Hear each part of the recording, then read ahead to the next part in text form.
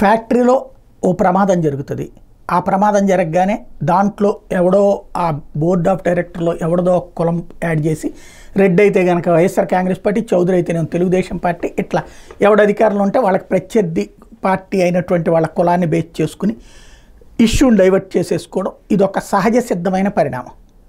ఇంతే తప్పించి పరిష్కారం చచ్చినా చెయ్యరు. బేసిక్గా భయం ఏంటంటే అన్ని రకాలైనటువంటి సిస్టమ్, నిన్న పవన్ కళ్యాణ్ గారు మాట్లాడినటువంటి ఆడిట్ సిస్టమ్ ఏదైతే ఉందో అది జరగాలి అంటే, అవన్నీ సరిగ్గా అమలు చేయాలంటే ప్రతి పరిశ్రమకి ఇప్పుడు అయ్యే ఖర్చుకి అడిషనల్గా చిన్న పరిశ్రమ అయితే 1 కోటి, పెద్ద పరిశ్రమ అయితే 10 కోట్ల రూపాయల వరకు పడుతుంది. సేఫ్టీ ఆడిట్ అన్నటువంటిది చాలా ముఖ్యమైనటువంటి. మీరు ఒక్కసారి గుర్తుకు తెచ్చుకుంటే ఒకప్పుడు రాష్ట్ర వ్యాప్తంగా కోర్టులు జోక్యం చేసుకుని ఈ ఆడిటింగ్ మీద దృష్టి సారించినాయి. అప్పుడు ఏంటి, సినిమా థియేటర్లో నుంచి, షాపింగ్ మాల్స్లో నుంచి బయటకు రావడానికి వేరే దారి కూడా ఉండేది కాదు.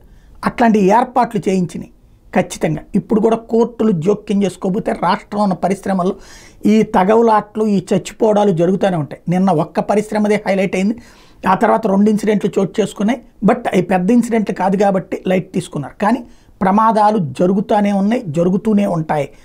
మెయిన్ సమస్య ఏంటంటే సేఫ్టీ మెజర్స్ తీసుకోవడం సమస్య ఒక ఎత్తు అయితే, అంటే డబ్బులు ఖర్చు అవుతాయి అని తగ్గడం ఒక ఎత్తు అయితే, రెండవది ఏంటంటే అసలు ఆ సేఫ్టీ మెజర్స్ చెక్ చేసే స్టాఫ్ ఎంతమంది ఉన్నారో చూడండి ఒక్కసారి. ఇండస్ట్రియల్ సెక్యూరిటీ సేఫ్టీ చూసి పర్యవేక్షించి చెక్ చేసి సమాధానాలు చెప్పగలిగినటువంటి స్టాఫ్ రాష్ట్రంలో ఉన్న పరిశ్రమల్లో 1/1 వంతు కూడా లేరు. మరి ఎవడు చూస్తాడు, ఎవడు చెప్తాడు? ఉరకనే డిజైన్లో చెప్పుకోవడం తప్పించి ఏమీ లేదు. ప్రస్తుతం దీని మీద దృష్టి సారించుకోవాల్సినటువంటి అవసరం బాబు సర్కార్ మీద ఉంది.